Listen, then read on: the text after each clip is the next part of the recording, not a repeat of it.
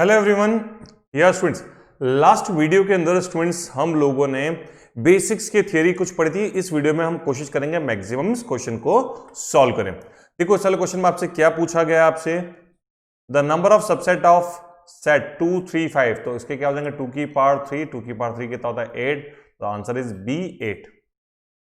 Next one, the number of subset of containing n elements, तो answer क्या होता है 2 की पावर एन, 2 की पावर एन ऑप्शन कौन सा हो जाएगा, A option. Null set is represented by, null set is represented by, दो तरीका आपको मैंने बताए थे, एक तो आप ऐसे लिख दो और एक क्या लिख दो 5, तो ऑप्शन कौन सा हो जाएगा सी।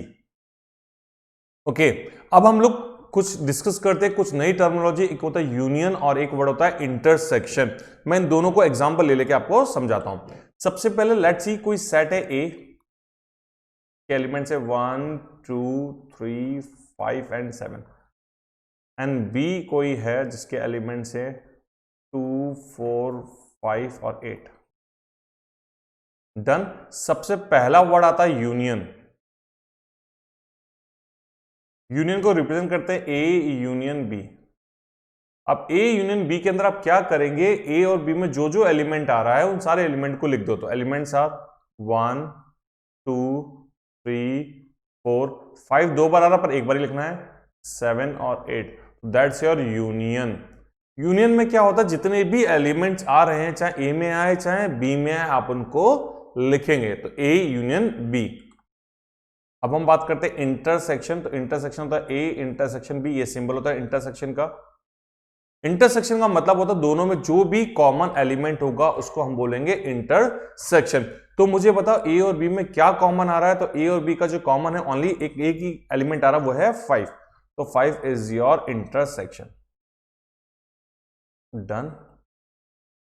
मैं एक सेट लिख रहा हूं सी, ए बी सी डी ई, और एक सेट लिखा मैंने D, A E I O you. तो अगर मैं पूछता हूं सी यूनियन डी, क्या पूछता हूं सी यूनियन डी, सी और डी में कौन कौन से आ रहे हैं, तो आप क्या लिखेंगे A B C D E I O and U, these are the elements, these are the elements. ये चीज क्लियर है क्या, ये होता है सी यूनियन डी। अगर मैं बात करूं C intersection D, intersection common common क्या आ रहा है, एक तो ए कॉमन है और एक क्या कॉमन है ई, तो answer is your A comma E, answer is your A comma ई। मेरे ख्याल से कॉन्सेप्ट समझ में आया होगा। डन। तो स्टूडेंट्स ये होता है ए यूनियन बी, ये होता है ए इंटरसेक्शन बी, और उधर हमने यूनियन और इंटरसेक्शन दोनों को हमने स्टडी किया। अब स्टूडेंट अगर आप चाहें तो मैं इसको वेन डायग्राम से भी कर सकता हूं। मैं वेन डायग्राम बना रहा हूं, थोड़ा सा इरेज कर देता हूं इसको।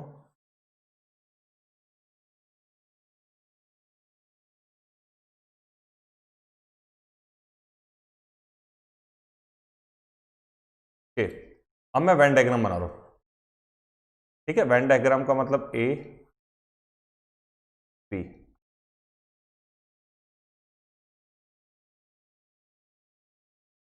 ओके, सबसे पहले ये जो है कॉमन पार्ट है, कॉमन पार्ट में क्या आएगा 5, यहाँ 1 2 3 7, 1 2 3 7, यहाँ क्या आएगा आपका 2, सॉरी एक और कॉमन है 2, सॉरी मैं मिस कर गया था स्टूडेंट्स, स्टूडेंट्स सॉरी, 2 भी कॉमन है, सॉरी यहाँ कॉमन में 2 भी आएगा,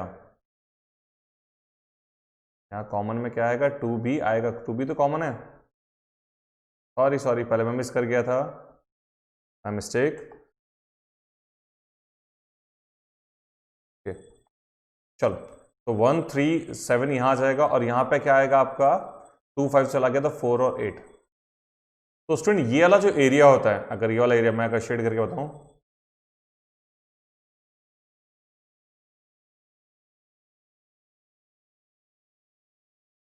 ये जो पूरा एरिया होता है, अगर आप देख पा रहे हैं जो मैंने पूरा डार्क किया है, that's your A union B. क्या हो जाएगा आपका ए यूनियन बी।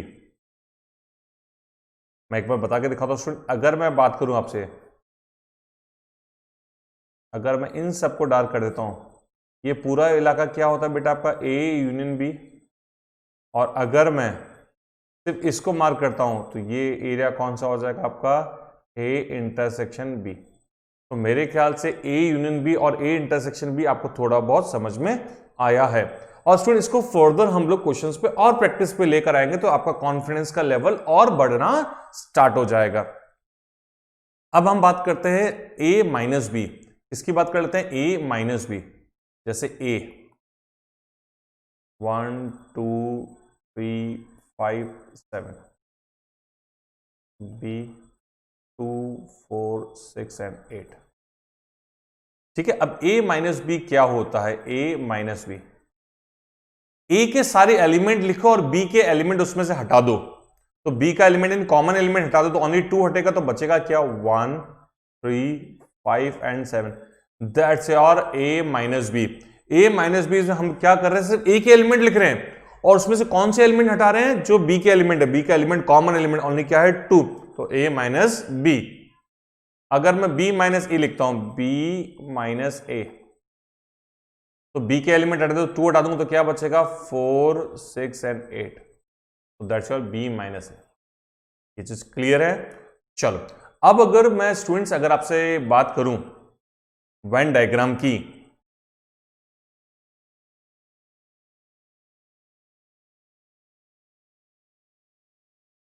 इसको बोलते हैं a माइनस बी।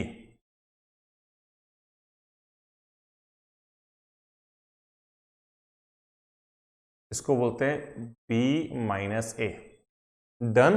तो अब तक हम लोग दो चीजें पढ़ चुके, एक तो यूनियन और इंटरसेक्शन, और यहां हम पढ़ चुके a माइनस बी और b माइनस ए। तो होप सो ये चार चीज आपको समझ में आई होगी। एक आपने पढ़ा union, intersection and a minus B and b minus A. Done. तो चलो एक बार मैं क्वेश्चन लिखता हूं, 1 2 3 5 7, b 2 4 6 8 10।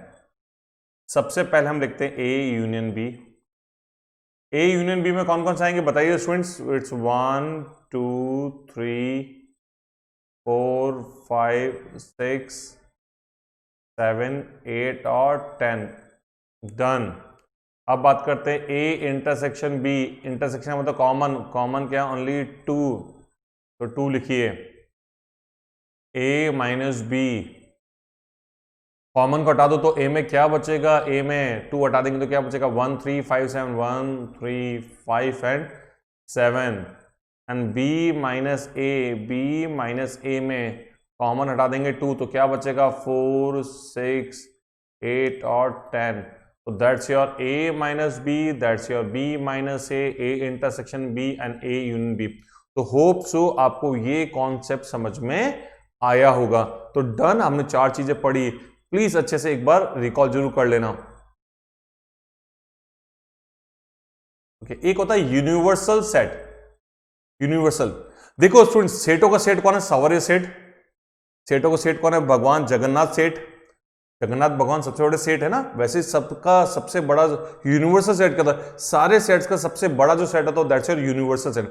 यूनिवर्सल सबसे बड़ा सेट होता है। अगर मैंने यूनिवर्सल लिख दिया 1 2 3 4 5 6 से लेकर 10 तक, तो अब जितने भी सेट बनेंगे ए बी सी सब इसके सबसेट होंगे। सबसेट का मतलब 1 2 3 4 5, तो सब जो भी एलिमेंट बनेंगे वो इसी में से बनेंगे। तो यूनिवर्सल सबसे बड़ा सेट होता है। यूनिवर्सल का मतलब सबसे बड़ा होता है। अब जितने भी सेट्स हम लोग लेंगे वो हमेशा यूनिवर्सल में से होने चाहिए। That's your universal set.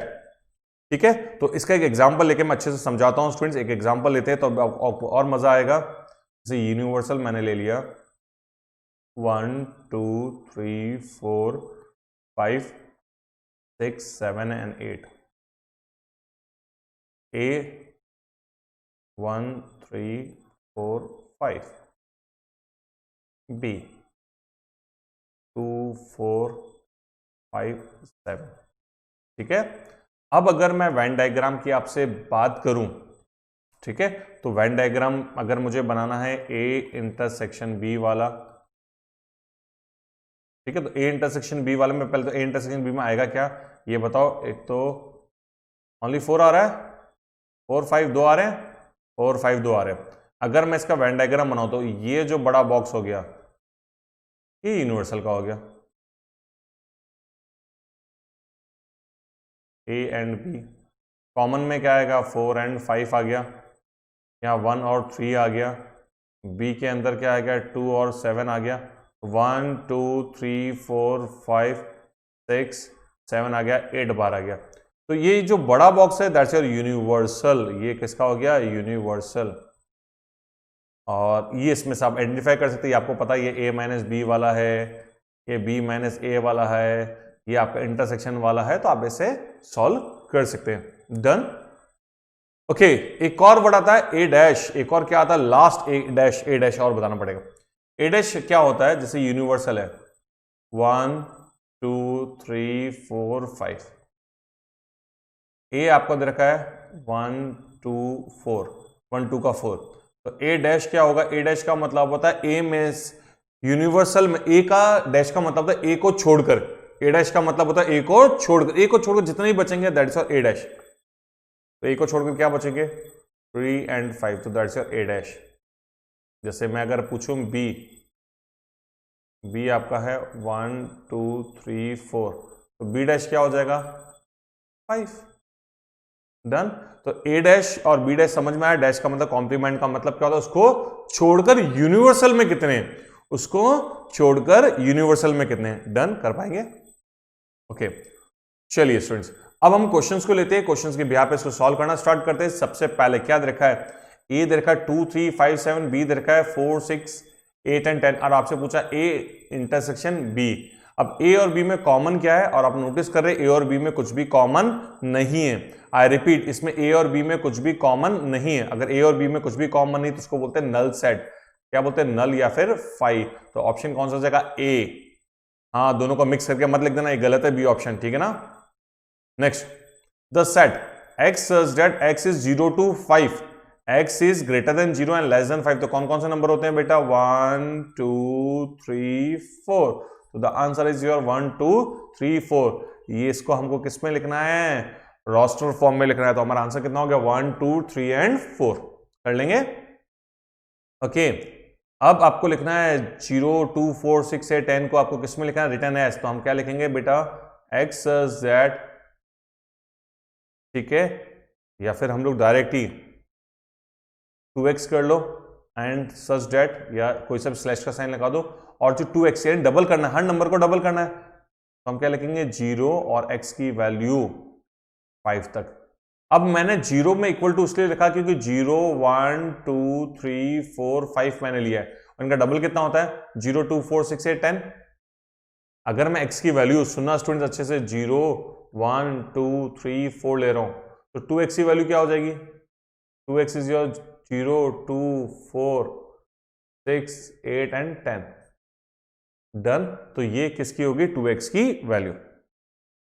Okay next one, the cardinal number of p and q। Okay, हमारे टाइपिंग वाले भैया भूल चुके थे क्वेश्चन में क्या कॉपी करना है, तो अभी हम इन चारों क्वेश्चन को छोड़ देते हैं, मैं नेक्स्ट वीडियो के अंदर इन चारों क्वेश्चन को ले लूंगा, ठीक है ना। कार्डिनल नंबर वो क्वेश्चन लिखना भूल गए थे। Okay, the sets of the cube of natural numbers. अब sets of cubes of a natural number वो क्या होंगे, फाइनाइट होंगे, इनफाइनाइट होंगे। नेचुरल नंबर जब इनफाइनाइट होते हैं तो क्यूब्स भी क्या होंगे, इनफाइनाइट ही होंगे। Answer is B. ओके, 2 की power x, x is a positive rational number. अब आप 2 की पावर कुछ भी रखते जाओगे, 1 2 3 4 रखते जाओगे, तो आंसर भी क्या होंगे, इनफाइनाइट आते जाएंगे, तो इनफाइनाइट का आंसर क्या हो जाएगा, इनफाइनाइट। x अगर इनफाइनाइट है, 2 की पावर x की वैल्यू भी क्या होगी, इनफाइनाइट। नेक्स्ट वन, 1 माइनस 1 की power x for all integral x is set. अब मुझे यहां पे इंटीग्रल वैल्यू, अब x की वैल्यू देखो, -1 की पावर x। अब x की पावर कोई भी इंटीग्रल वैल्यू रखो, दो ही वैल्यू होगी, या तो इसकी वैल्यू क्या होगी, +1 आएगी, या फिर इसकी वैल्यू -1 आएगी, क्योंकि अगर -1 की पावर अगर ऑड हुई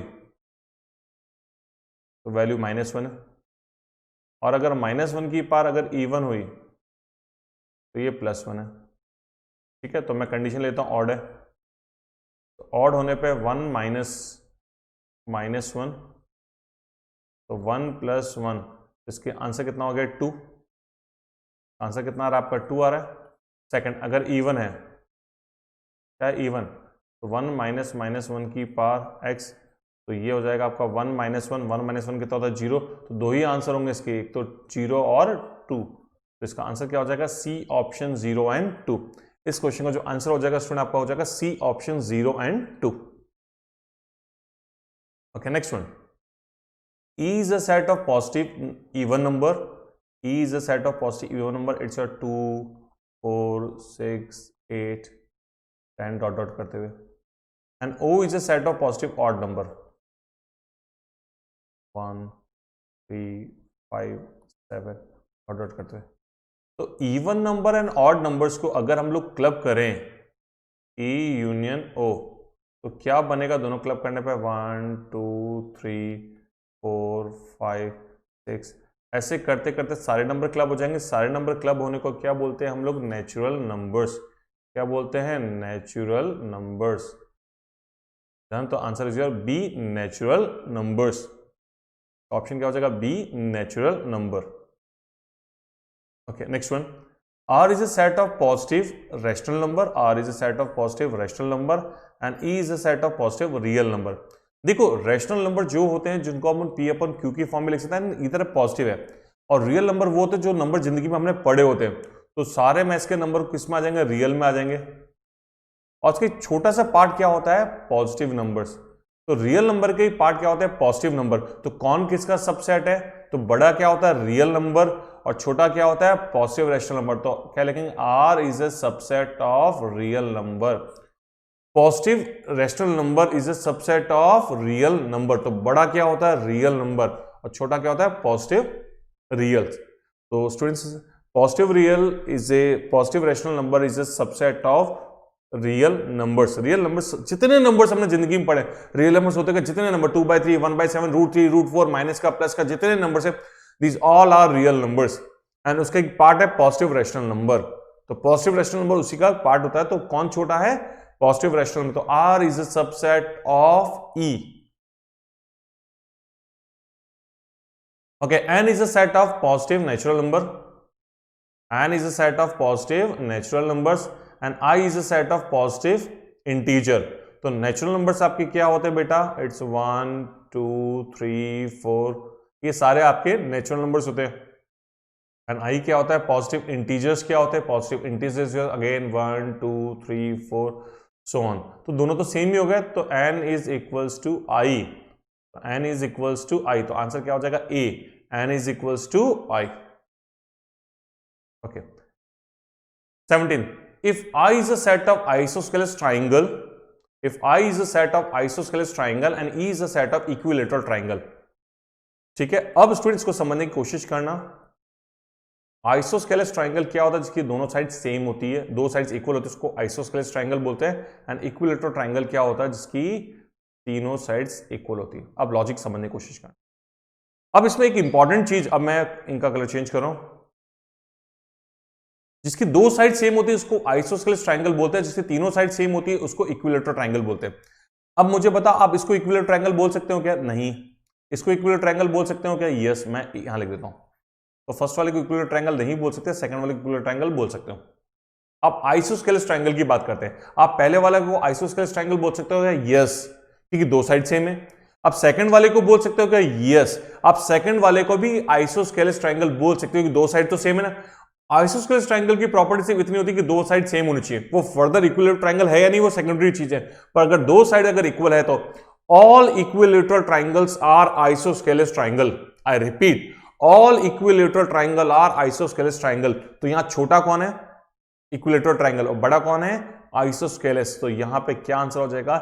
equilateral triangle is a subset of isosceles triangle. The answer is B.